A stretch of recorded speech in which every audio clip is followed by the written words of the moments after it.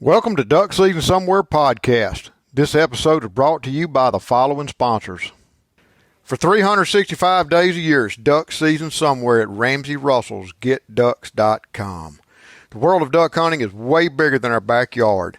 The very best duck hunts in Argentina and Mexico are only the beginning.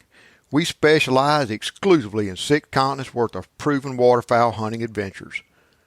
Whether you're looking for a unicorn species or a fun trigger pulling vacation of epic proportion, we've got the right hunt dialed in. Real duck hunts and authentic experiences for serious duck hunters. As a genuine American duck hunter myself, I know the difference. Founded in 2003, GetDucks.com is not just what we do, it's all we do. I've been there personally many times. Our reputation speaks for itself. Anita and I are personally available to assist before, during, and after your trip because you deserve nothing less. Looking for something closer to home? The next great hunt is closer than you think. Contact proven operators throughout the U.S. and Canada at our U.S. hunt list. Explore worldwide duck hunting at GetDucks.com. All package details, photos, videos, stories, and thousands of client testimonials right there at your fingertips. GetDucks.com. Ball Shot Shell's copper-plated bismuth tin alloy is the good old days again. Steel shots come a long way in the past 30 years, but will never, ever be like good old-fashioned lead. No way. Say goodbye to all the gimmicky, high recoil, compensation, science, and marketing hype, and hello to superior performance. Know your pattern, take ethical shots, make clean kills. That is the boss way. The good old days are now. It really is duck season somewhere for 365 days per year. Duck season somewhere takes me year-round to worldwide destinations where I visit with the most interesting people. I'm your host, Ramsey Russell. Join me here to listen to those conversations. This is Ramsey Russell, Get Ducks. I am in Dallas Safari Club morning 4. I'm in the booth. Woo! What a busy weekend, guys. Y'all, if y'all aren't killing ducks when Dallas Safari Club is going on, it's worth the drive over here just to see this beautiful show. I was on my feet all day yesterday and I was whipped. I had eaten and was in bed, falling asleep at 8 o'clock. I was so tired, and that's a good thing. I'm not complaining at all when it's busy. But this morning, I'm in the booth with Radcliff Menge, and he's got a really cool brand, Tom Beckbe. And y'all listen up and hear what this guy's got to say. How are you this morning, Radcliffe? Pretty good. I'm almost as whipped as you are, I think. I keep wanting to call you Tom. You know, it's bad enough that a guy like me, and I've always tell people I don't remember names because, you know, how these guys that sell insurance or real estate just remember everybody's name. I don't know. I have heard 500, 600 names in the last 3 days. But now I got 2 names to remember with you. Radcliff Menge, Tom Beckbe. I keep wanting to call you Tom. Yeah, so the backstory on Tom is that Tom Beckbe is the old French name for the Tombigbee River, western Alabama, eastern Mississippi. And I grew up hunting with my grandfather along the Tombigbee River. And so when it came time to come up with a name for our business, we just borrowed the old name for the Tombigbee River that nobody was using and turned them into a person, and here we are. I did not know that. I lived over in Starkville for 10 years and duck hunted and fished on the Tombigbee River. I had no idea that was the original name, Tom Beckbe. That's the original. So it's a French derivative of the Choctaw name. So the French mispronounced the Choctaw name, and then if you look at early maps from that part of the world, early U.S. maps, it was the Tombigbee River for a long time. But if you can imagine people in Alabama and Mississippi running up against those hard consonant sounds, those K's, those K's became G's after a little while. So we're funny like that. Heading it funny like that. And you're from Alabama. I grew up in Virginia. Wow. And families from South Alabama and New Orleans, and so I used to make week-long pilgrimages to go hunt with my grandfather. Good deal. Yeah. And how did you? How did you get in your current line of work? Tom Beckbe is not it's not a very old brand. I've only started hearing about it recently in the last few years. Mm-hmm. What's What's the history and trajectory of that? Sure. So I'm a sportsman, and I like classic apparel. We make wax cotton jackets, canvas bags, traditional hunting apparel and accessories. Really nice stuff, I should say. Yeah. Thank you. And about 6 years ago, I've been practicing law in New York, and my wife and I moved to Birmingham, and I had a little more free time with the change in pace. And I'd had this idea in my head for a vintage, classic hunting jacket that was just designed a little bit differently than ones that were currently on the market. And I started off, I got a custom jacket made for me. Found a lady on the internet, the way the world works these days. She would do custom one-offs and do pattern work along the same line. So, what we were doing, and I didn't realize it at the time, was developing the Tensas Jacket, which is our flagship product. Tensas Jacket. Yep. Nice name, by the way. I like that name. Yeah, so there's five rivers in the Mobile-Tensas Delta, and so we borrowed one of them. We'd already borrowed the Tom Beckbe, so then we moved on to the Tensas. So the Tensas Jacket started off as an 8-ounce shelter cloth coat with a nice high collar, zips all the way up, classic styling through the shoulders, a little more structure than some of the jackets you get out of Europe. But built for mobility and really built for the outdoors. Bias wings at the back, gusseted and under. Built for the South. Exactly. That's how the brand Tom Beckbe flew up on my radar. Was a lot of guys I know that use your product were saying, yeah, but it's a weight that's built more for us here in the South. Mm-hmm. Especially when you start getting down your neck of the woods, Tom, the Mobile-Tensas Delta. Yeah, so the weather is highly variable, a lot of humidity. It does get cold, but it doesn't get extremely cold. And so what we've done is we've designed apparel that works for us. It works in a lot of other places, but it's designed to work for sportsmen in the Southeast. If you think about sporting traditions in the U.S. and where apparel and gear are coming from, nobody's really doing traditional premium sporting apparel with a focus on sportsmen in the Southeast. And so that's the niche we're trying to fill. Radcliffe, when I got started hunting, it was a whole different era. And it doesn't seem too terribly long ago. I mean, 30, 40 years, I guess, now. But when I got started hunting, I wore canvas coats that had handed me down from my grandmother, my father, or a relative or something like that. And there wasn't, if you wanted some fancy camo, it was a green or brown splotchy camo pattern from Walls. That was, or old military camo. But I grew up wearing canvas coats and things of that nature. What little I hunted, my dad was not a huge hunter, but that was how we hunted. And since those days, progressively, it's gotten more and more and more technological and such that I often say that, and I truly believe that in the era of hype marketing, to sell so much high-end and high-quality, it's expensive to say, product, munitions and guns and patterns and camos and all this different space-age technology that we're trying to use to kill a duck or kill a deer, it's almost like they're telling us to substitute technology for skill set. And I believe, it's a personal opinion, I just really believe that the future of hunting lays more in its past, more in the traditional fundamentals. But I'm just curious, for a company like yourself to come out, boom, on the market and want to develop a quality product, why did you choose? What is your vibe with the past, with the basic, the fundamental, that old school feel? That's what I'm just trying to get my mind wrapped around. Sure. Because a new company comes out, boom, and it's something like I would have worn growing up. Yeah, it's a great question. So, really, I'm the customer. So I started off getting one jacket made for me. And I had friends and family who saw them, and people wanted them, and the business has grown organically from the demand side.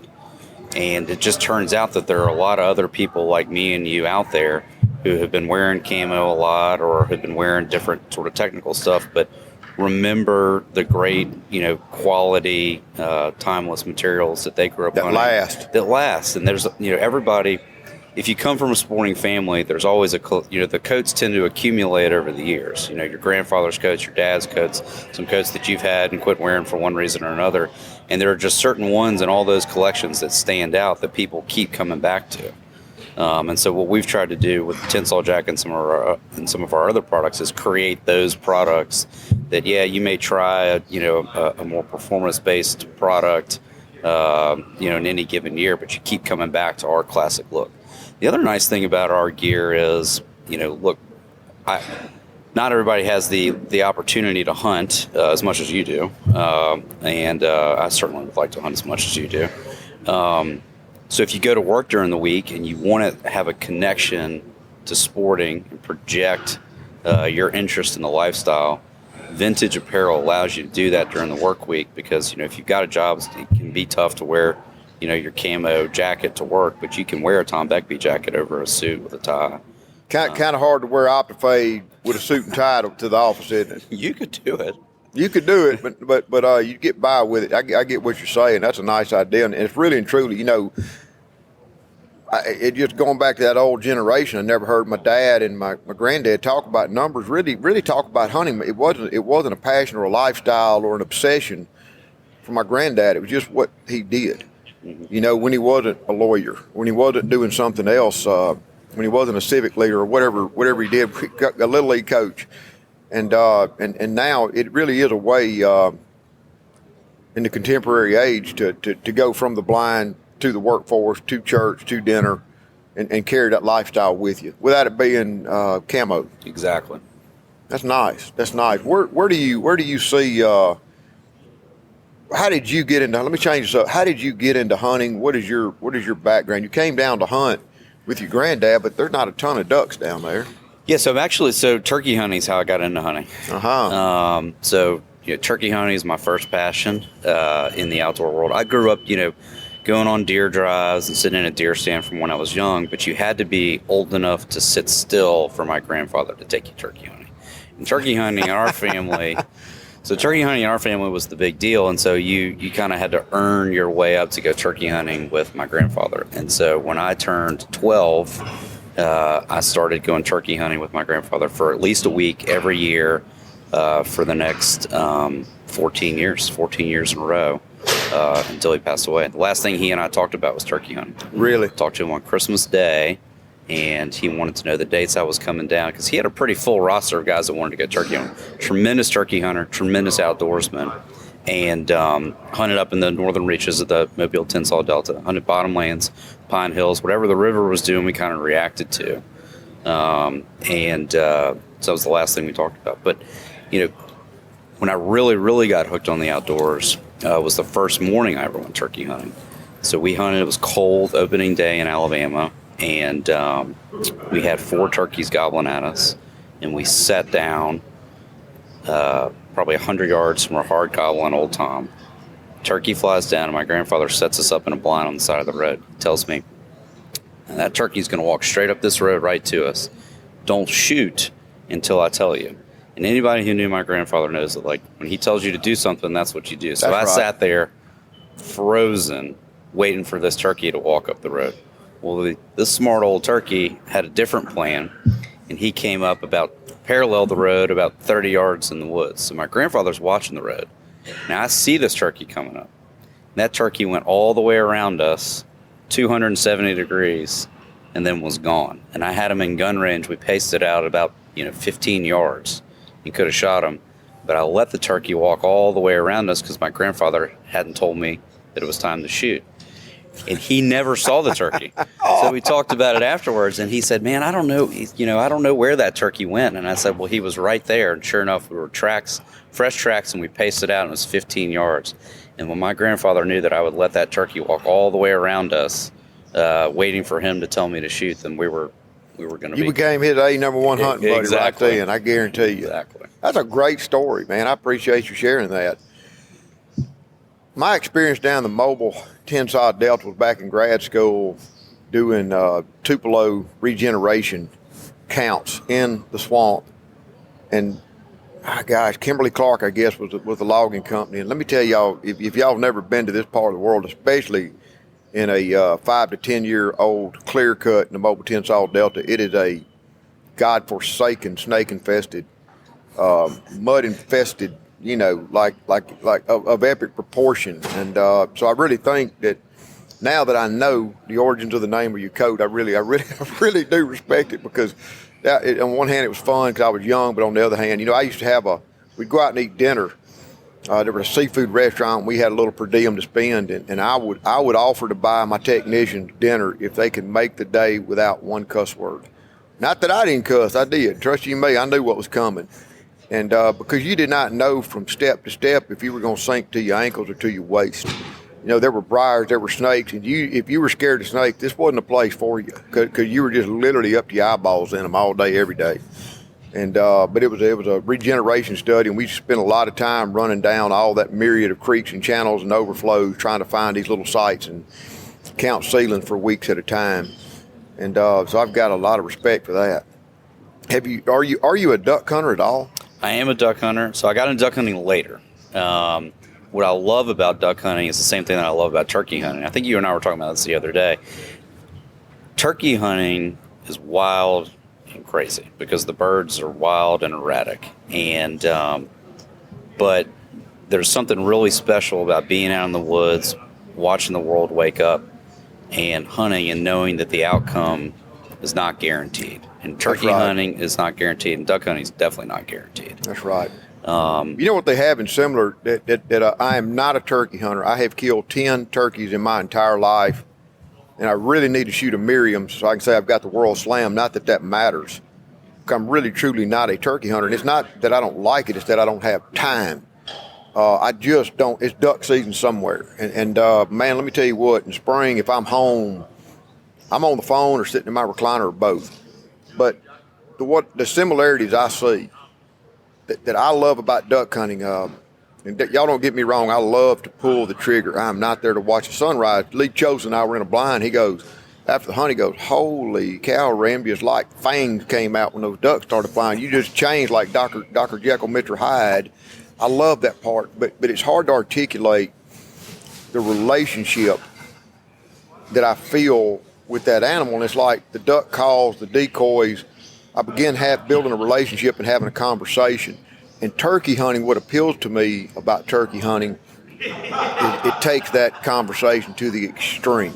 Mm-hmm. A lot of my friends that are avid turkey hunters, and I know a lot of these guys listening are, they say, well, you're not a turkey hunter because you hadn't met the right turkey yet. And I'm like, man, if I meet the right turkey, my wife's going to divorce me. I don't see her enough as it is, And but no, I get that. I get that intimacy and that calling and that figure, getting in that bird's head.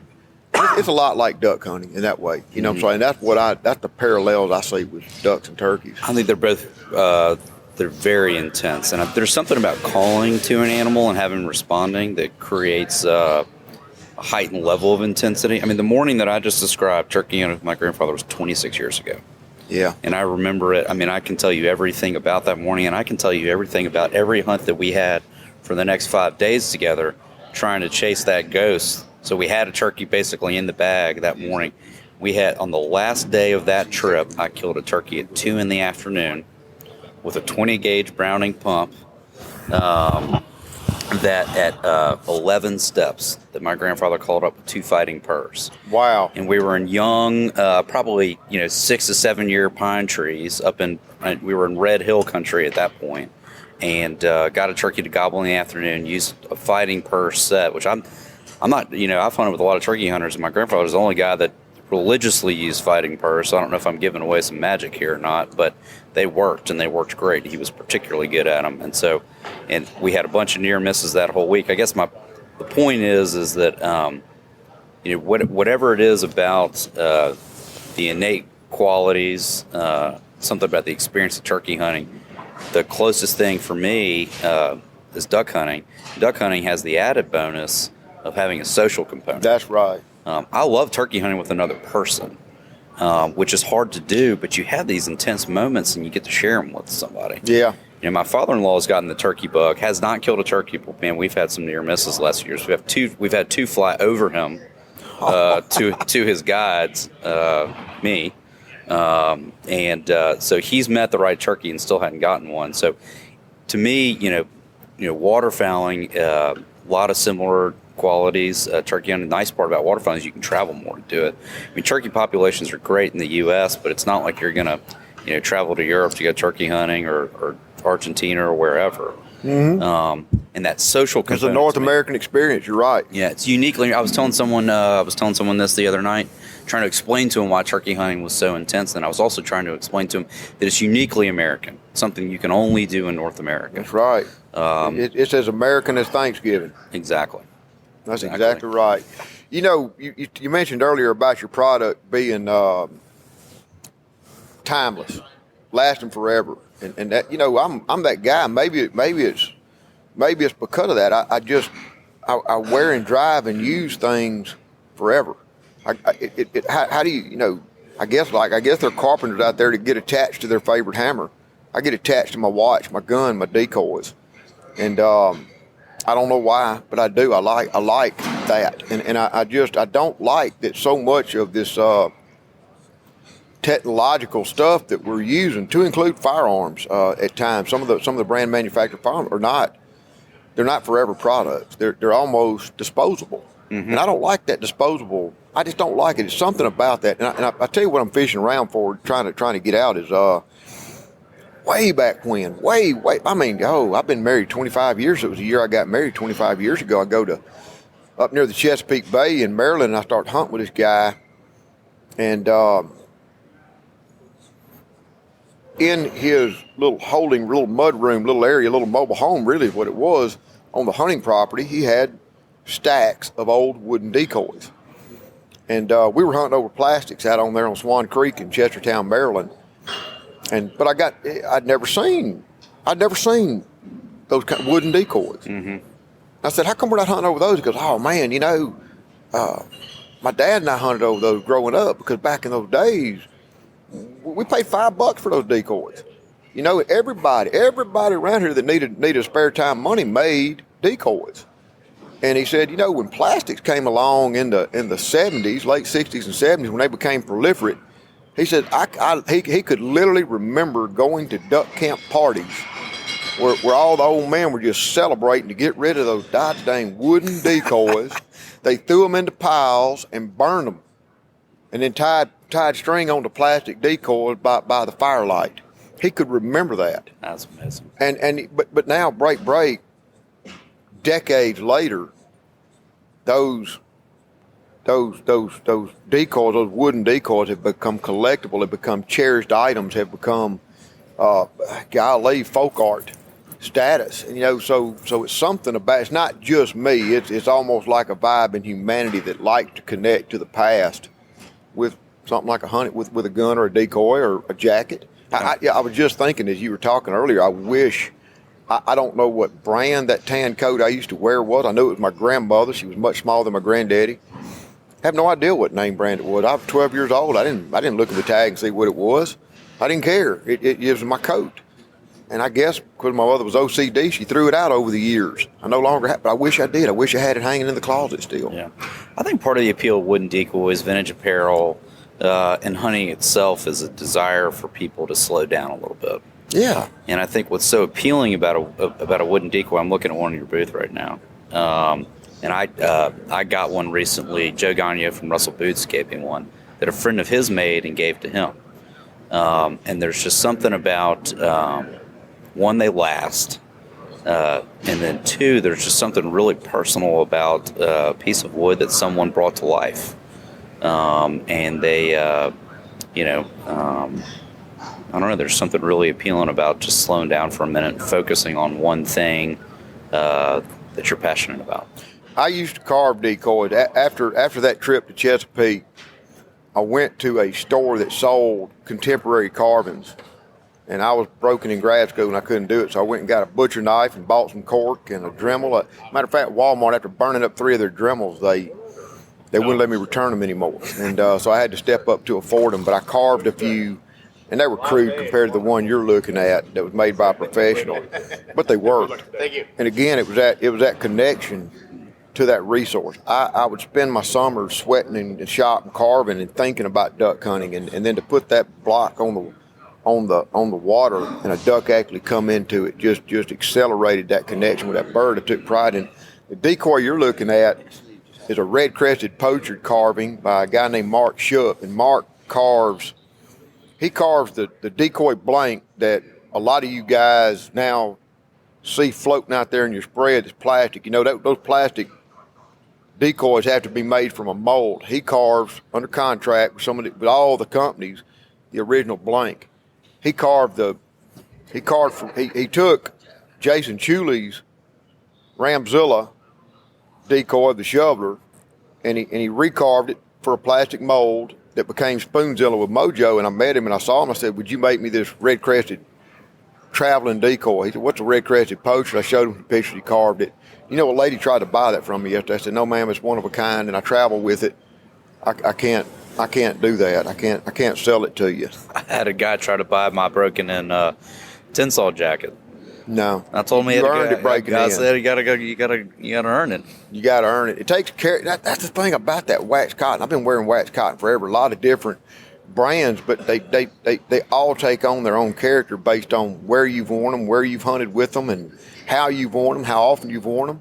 And that's, I mean, like we're saying, it's that, I don't know. I get attached to my stuff like that, man. I get attached to it. Yeah. So we did a photo shoot in Patagonia, Argentina, this past spring with Will Cowan from Hookfire Travel. Yeah, I know Will. Yeah. Yeah. So Will, old Memphis boy, big duck hunter. We went on this amazing trip. Will's had one of our jackets for 3 years. Will probably hunts, 250 days out of the year, and he has got probably the most patina Tensas jacket on earth. Yeah. And of course we photographed it heavily. People ask me, how do I get my jacket to look like that? And I say, it's up to you what the jacket ends up looking like. Use it. Yeah, exactly. It's not gonna get that patina in a boardroom, I can tell you, or sitting on the back seat of your pickup truck. You got to put it out in the world. Hey, speaking of going to Patagonia to hunt, tell me again the story about the quail hunting down in southern Argentina for those California quail. Because Will actually came by the other day. He doesn't have a booth here, but he came by and I said, "Will, I'm coming to hunt quail with you." Yeah. Radcliffe told me about that hunt. I'm coming to shoot some quail. That sounds fun. So plug for DSC. This is not a paid advertisement for the Safari Club, but Will and I met here on the floor. So his dad actually, this is before Tom Beckbe was even really a business. I was here walking the floor and I was kind of lost and had stopped and was looking around trying to figure out where I was going to go next. And Will's dad, Tim Cowan, said, "Hey buddy, you look lost. What are you looking for?" He's that kind of guy. He is that kind of guy. Which is, I use this conversation as a kind of a teaching tool about how important it is to talk to strangers and just say hello to people. Yeah. Because that conversation, you can draw a direct line from that conversation to me being in Patagonia with Will and his wife Lauren.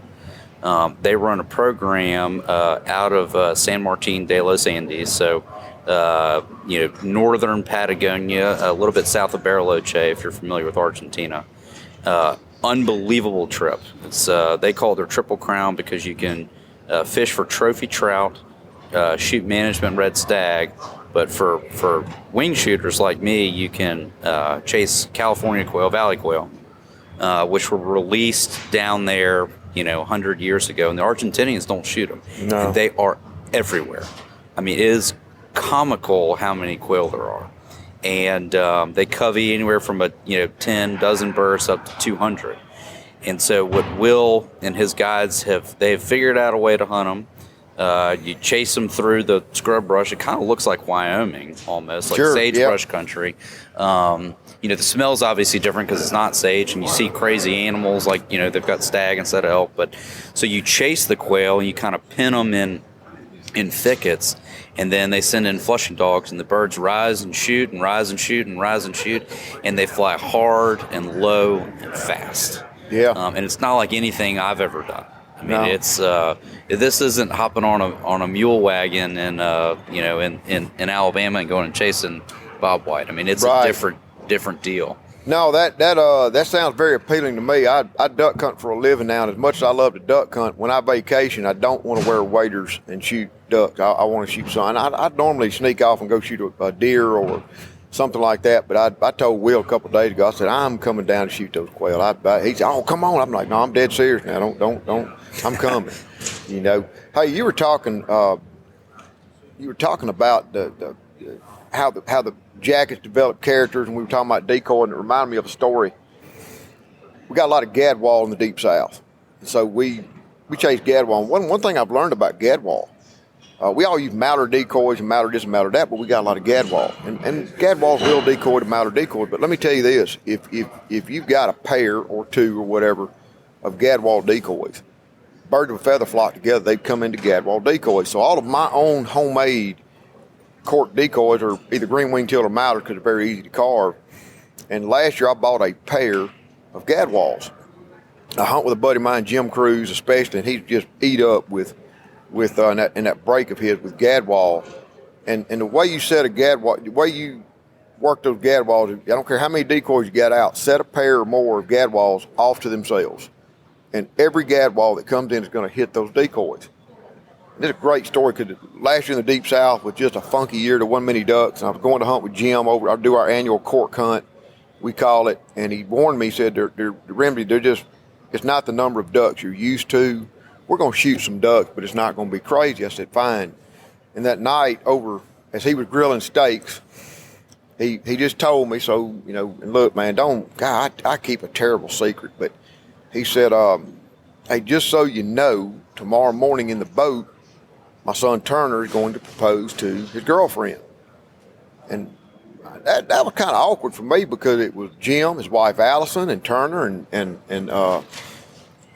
his girlfriend. And here I am, just kind of out of place, you know, on a pretty dang special moment. But hey, I was there to duck hunt, and duck hunt we did. And it was cloudy. It was terrible weather for hunting in flooded trees.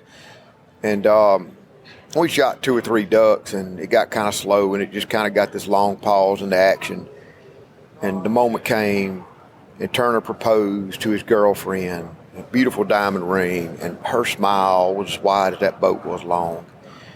And I swear, I told somebody this, one of their other camp members, I told them this story Thursday morning. I said, man, between the shine of that diamond ring and that girl's smile, the clouds parted and the sun came out. And the ducks showed up. And it was her turn to shoot. A single gadwall came in, and she swung on it. Before I could say, boom, she shot. And a couple of babies hit both of those brand new gadwall decoys. It didn't bust them up because, I mean, here's the deal. They're not plastic. They don't sink. Mm-hmm. They get character. And I look at that hen and drake gadwall, and one of them's got a scrape down its cheek, one of them's got a crest in its head, and it's you know. But I'm not complaining. I mean, I look at the character now of that pair of decoys, and all I think when I see those is her smile, and I'm proud to have those BB dings in it because, I mean, it's a memory. Yeah, and that's a morning. It's a morning, you know, and that's I guess that's why I like products like yours, products like wooden decoys, old Papa's old gun, you know. I mean, you look at your granddad's old gun, it's got all those scratches in the stocks, and every one of them was earned from out there hunting. Mm-hmm. That's a good thing. Tell me this, Radcliffe, where do y'all go from here? What do you, y'all have got a relatively small product line, like myself, like other people, and Brandon Saricki of Ball Shot Shells, I heard him say, I read him say something in a post the other day that just, again, hit me like a lightning bolt, because he said that a lot of us family-owned companies, he was describing himself, Ball Shot Shells, he said, we're like little speedboats in a harbor full of Titanics. Mm-hmm. I'm like, God, that is the best definition of companies like mine and yours and his as compared to some monstrous, you know, apparel company. But where do you see, or where do you want, or where do you aspire for your own product line and your own brand to go in the future? Yeah, I mean, first and foremost, I mean, we're not apologetic. I mean, sportsman first for us. Yeah. And so we make hunting gear. If other people who aren't necessarily hunters or who just aspire to the lifestyle like it too, then that's great. But our stuff is meant to be made in the outdoors. And so what we try to do is we try to talk to people like you, talk to people like Will, talk to people that we know spend a lot of time in the outdoors, and ask them, you know, what is missing or what is not right about the clothing and the apparel, accessories that you carry out in the field. Because the Titanic example is a great one. Big companies have big company problems, which are all driven by scale. And so when they make a decision, the question isn't, can we sell 50 pieces or can we sell 100 pieces? It's, can we sell 10,000? Well, we're not selling 10,000. So if we can do something that'll sell 100, then we'll do it. Right. And so and if you need to change, you've got the mobility to change on a dime like a speedboat, not swing around for a quarter mile like a ship. Exactly. And so what we try to do is we try to be reactive to our customers.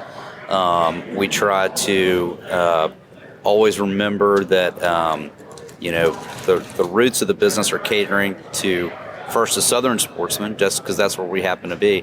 Now, I'll say we sell a lot of stuff, upper Midwest, Northeast, Pacific Northwest, because the sporting culture, while it's got its unique idiosyncrasies in the South, the sporting culture at large is very similar all over the U.S. That's true. And all over the world. All over the world. And so if we're doing right by sportsmen in our backyard, then we're doing right by most of the sportsmen out there. Very good. Hey, guys, we're fixing to get started and talk to people and maybe sell a few hunts and sell a few coats. But thank y'all for listening. At Ramsey Russell Get Ducks on Instagram. Follow us in our Odyssey Worldwide Chasing Ducks and Other Things with Feathers. At Tom Beckbe, also on Instagram. Y'all check out this cool product. Y'all got to meet the man himself, and thank y'all for listening.